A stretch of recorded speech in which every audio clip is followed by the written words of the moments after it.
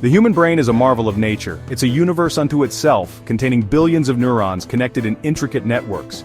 These networks allow us to think, learn, create, and experience the world around us. One of the brain's most remarkable abilities is its capacity for memory. Memory allows us to store and recall vast amounts of information.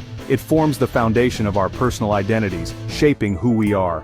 But what if our memories are not always accurate? What if our minds can deceive us? It may sound like science fiction, but it's a startling truth. Our brains can, and often do, create false memories. This phenomenon is called confabulation. Understanding confabulation is crucial. It challenges our perception of reality and has profound implications for how we navigate the world. It forces us to question the very essence of our experiences and the stories we tell ourselves about our past. Confabulation is the brain's way of filling in gaps in memory with fabricated information. It's not intentional deception. Instead, it's an unconscious process.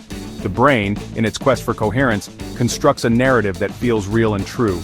Imagine a vast library filled with countless books, each representing a memory. Some books are complete, their pages filled with vivid details. Others are damaged, with missing pages or faded ink. Confabulation is like the librarian hastily filling in those missing pages with whatever comes to mind. The result is a story that seems complete but is in fact flawed. This process can be triggered by various factors including brain injury, neurological disorders, or even the normal aging process.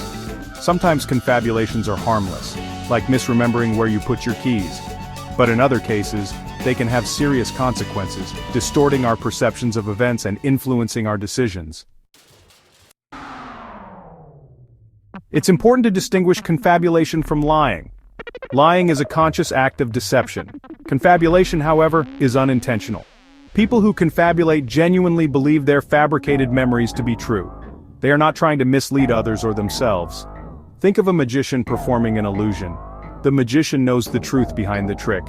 The audience, however, perceives it as magic. Similarly, confabulated memories are illusions of the mind. The brain, like the magician, creates a convincing spectacle. But the spectacle is not reality. Confabulations can range from small, inconsequential details to elaborate, life-altering events. Someone might misremember what they had for breakfast or invent a story about a childhood trip that never happened. The brain, in its attempt to create a seamless narrative, readily blends fact and fiction.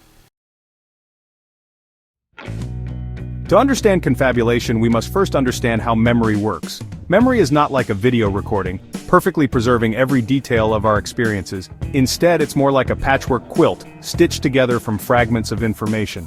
When we encode a memory, our brains store bits and pieces of the experience, sights, sounds, emotions, and thoughts.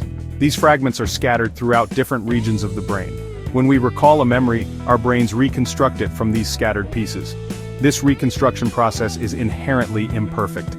The brain can easily misinterpret, distort, or lose pieces of information over time. It's like trying to reassemble a puzzle with some pieces missing.